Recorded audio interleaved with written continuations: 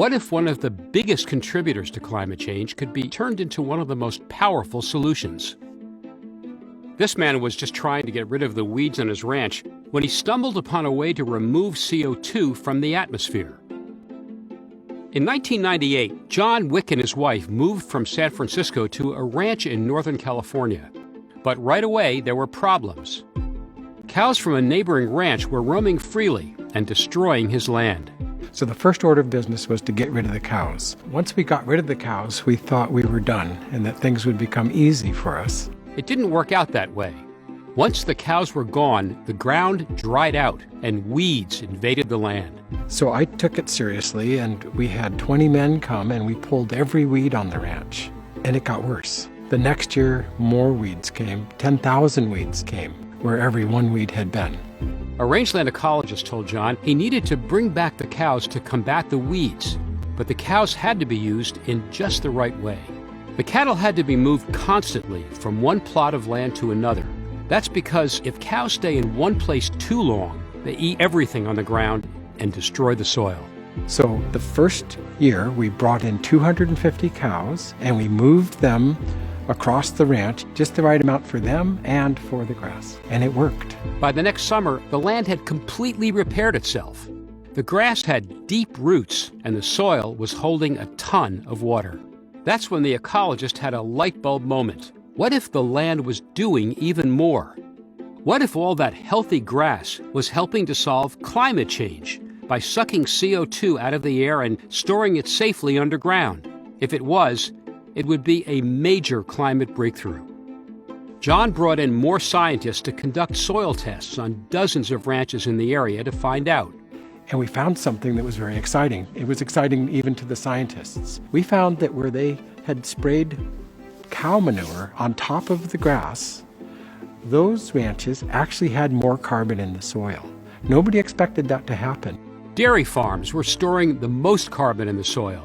Those farms had been sprayed with large amounts of manure, but that manure had a big downside. Manure produces some of the most powerful greenhouse gases on Earth.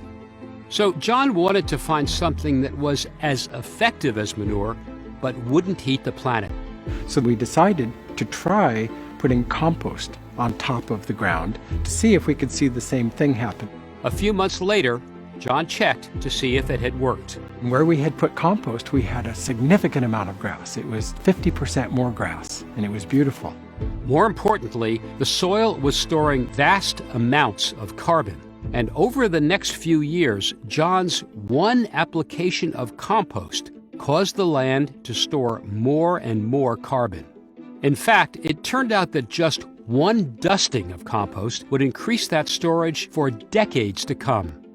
We were really excited about the results that we saw on my ranch. But in order for this to be meaningful, we needed to go take it to other bigger ranches, which is what we did at Stemple Creek with Lauren. When I first heard about applying compost to the land, I was kind of skeptical. Didn't really know that much about it, but figured it's a good opportunity to learn.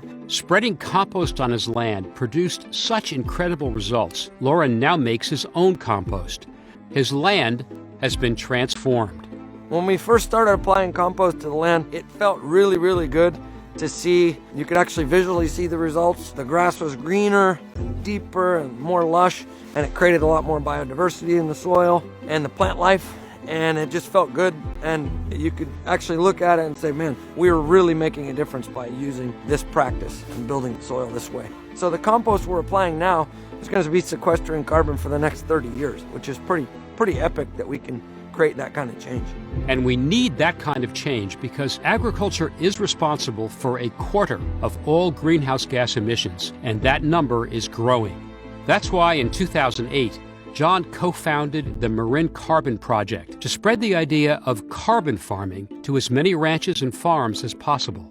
We can lower the temperature of the planet right now by increasing how healthy our soils are. What started with John's determination to get rid of weeds is now a blueprint for a revolution in agriculture and a way for farmers to help solve climate change, not make it worse.